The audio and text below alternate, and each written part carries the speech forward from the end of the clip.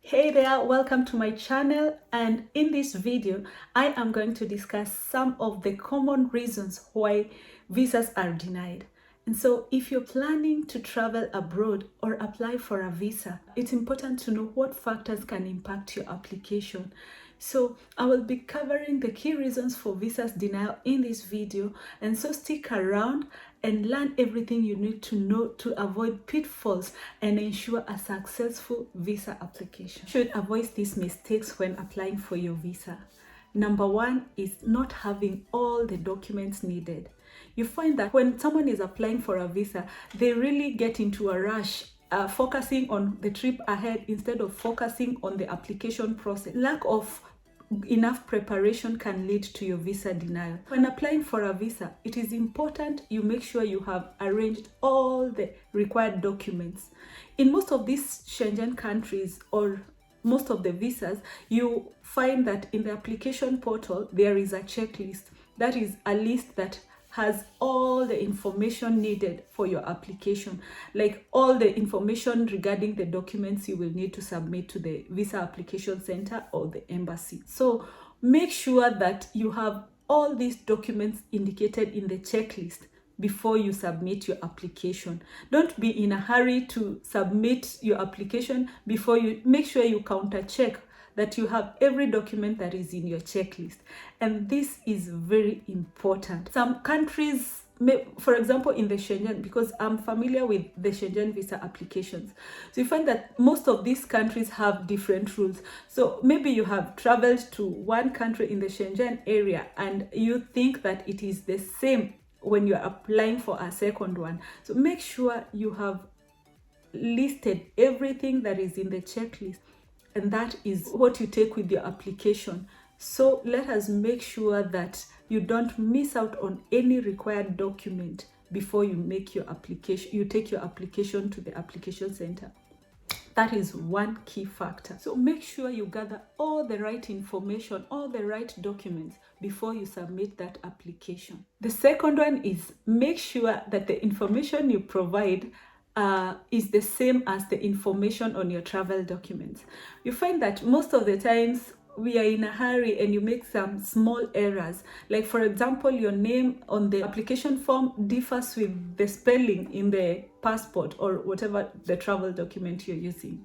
It is really advisable to counter check. Take your time to go through and make sure that every spelling is correct. Like you have everything the same. Counter check everything before you do that submission. This will avoid small errors, and this will also help you to avoid that visa rejection. These people are so keen counter checking everything. So you must also go do a thorough check. You must do double what they are doing to ensure that you have your visa granted. Number 3, this is not giving yourself enough time, not starting your application on time. We find that some people submit their application at the last minute, and you have to give the embassy or the visa processing office enough time to allow them to process your case before your travel date. It is very advisable that you give yourself that long duration before your travel, so that in case your visa is denied, you have time to appeal the process.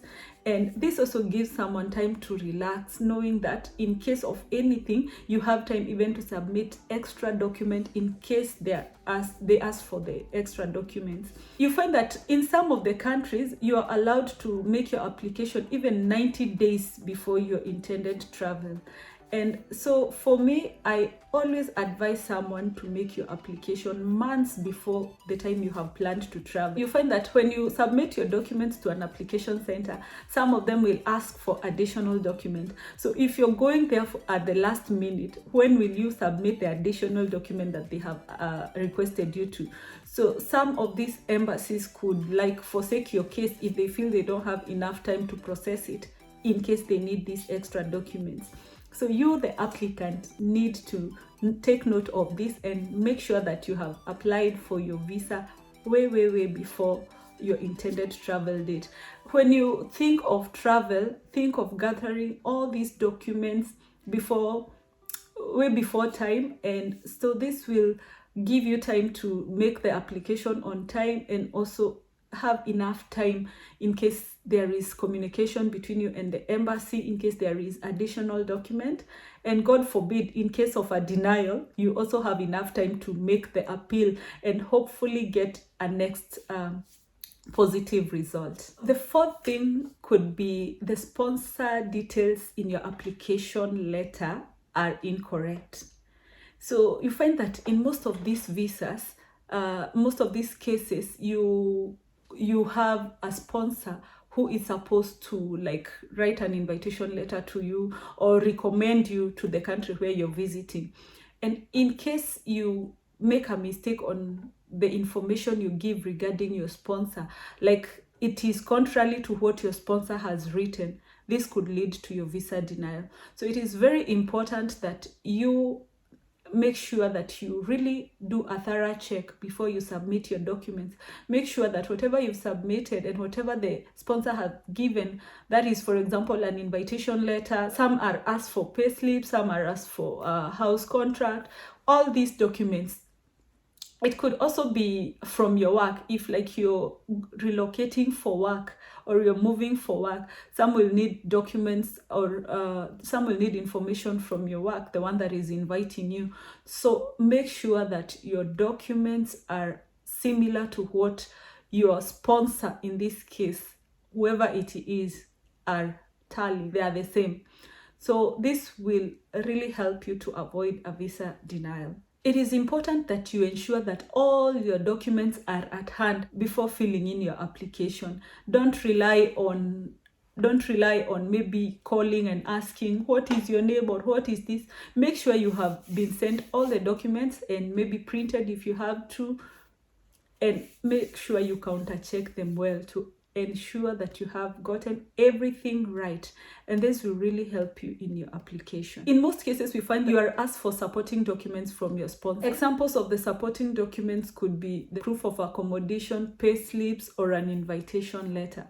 So make sure that this information from your sponsor corresponds to the information that you are filling in your application letter, and this could save you. Number 5 is not having a valid travel or medical insurance. One of the major requirements for Schengen visa specifically is a medical insurance, which I think it's the same as a travel insurance. You will need a travel insurance that is valid, covering all your travel duration, and this is a mandatory requirement. Like, you will not even get the visa if you don't have a medical insurance. Most of these Schengen countries have a list of the insurances that are valid or acceptable in every country. So make sure you get that list from the website or from the VFS centers or from the embassy about the insurance companies that are acceptable to the country that you are going. If you get this one right, if you get the right insurance, then make sure you also give the exact duration or more of the time that you're going to stay in that specific area.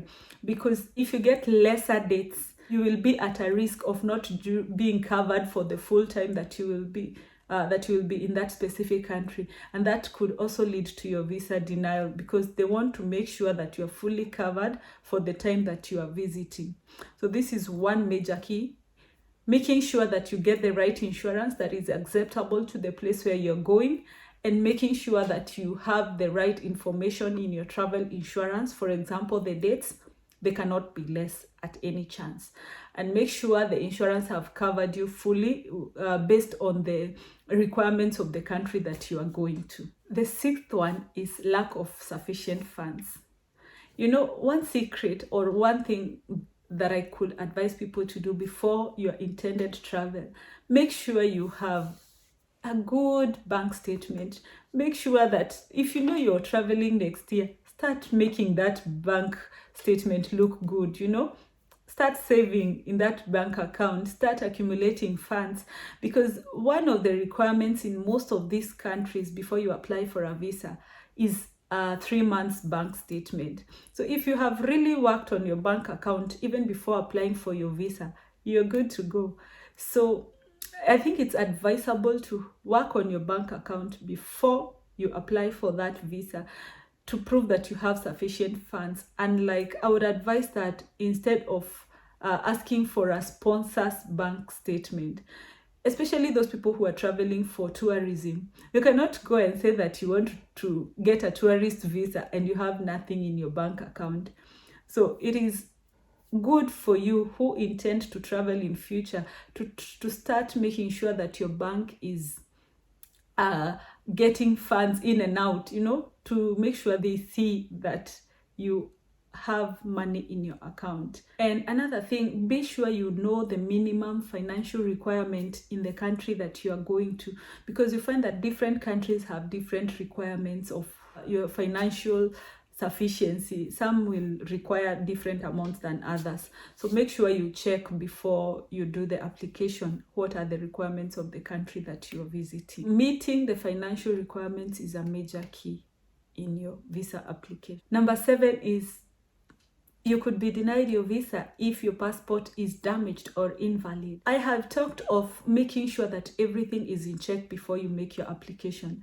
And of course, the passport should be the key, the first, to make sure that your passport is not near expiry date. Like it also doesn't have filled up pages. You have room for the stamp when you're crossing borders, and your passport is not damaged.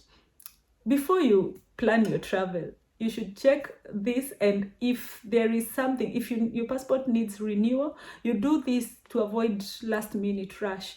So it is very important to check that your passport is in good condition. I don't think the embassy will go trying to fix some pages in your passport that is torn, or to try calling you to tell you that your passport is near fill. It is your responsibility to make sure that your passport is in good shape before your intended travel, as you don't want to be denied because of a passport. You imagine going through the whole of this process and the only thing that has disadvantaged you is your passport. That is not good. So check out that. Number 8 is false documents submitted with your visa application. Do not make that joke of taking false documents to the embassy or to the visa application center together with your application. It is important that you have the right documents, because this could risk denial of visa, or like permanent being restricted from ever making that application of whatever country you want to visit. And it would make you bad from entering even such countries because of giving the wrong documents. Take time to gather all the documents you need. Ensure they are valid and they meet the requirements before you submit them. Make sure these documents meet the requirements before you submit them to the embassy. You find that maybe sometimes people want to go through shortcuts to get to get their documents and submit them to the embassy. This, I warn you, don't dare, don't try. If you stand a chance to travel, make sure you are honest, make sure you are true to yourself also, and take the right documents. You'd rather write a letter to explain why you did not submit a document. There is always that, to write and indicate why you did not give a certain document, than to give a false document and risk being blocked out of a country. Number 9 is lack of proof of accommodation.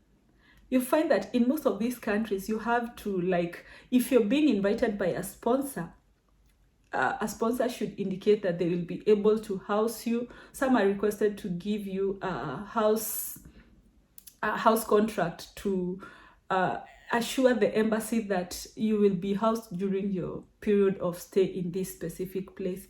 So it is really important that you have proof of accommodation.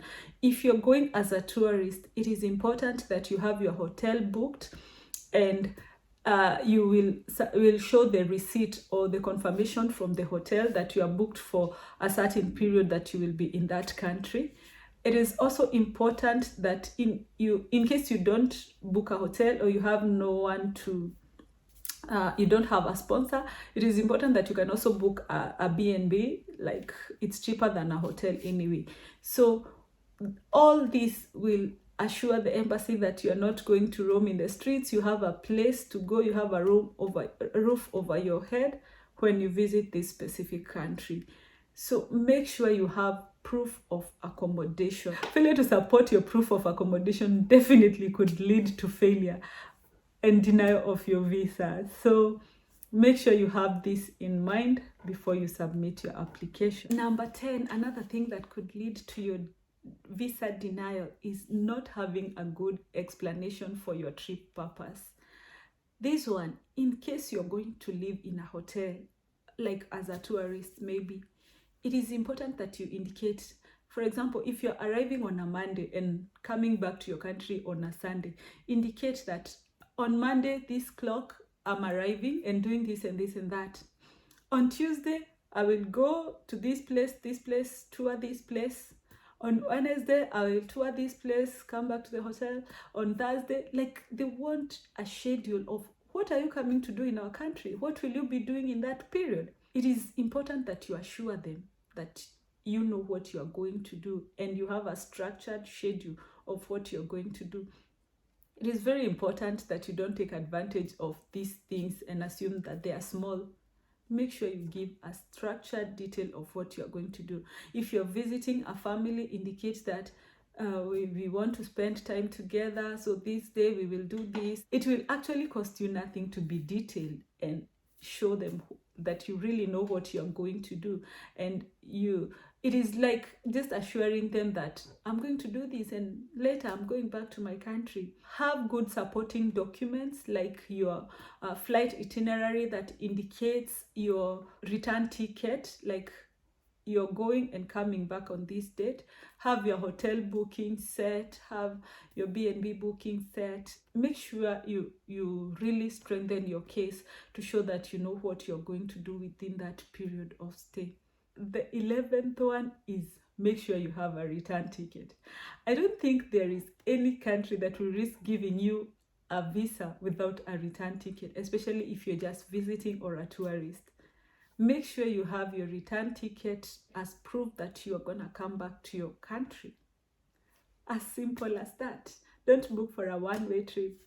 Have your two-way ticket to assure that you're going to come back to your country, and that will help you not risk a visa denial. Number 12, and the last one, is lying about your visa application purpose.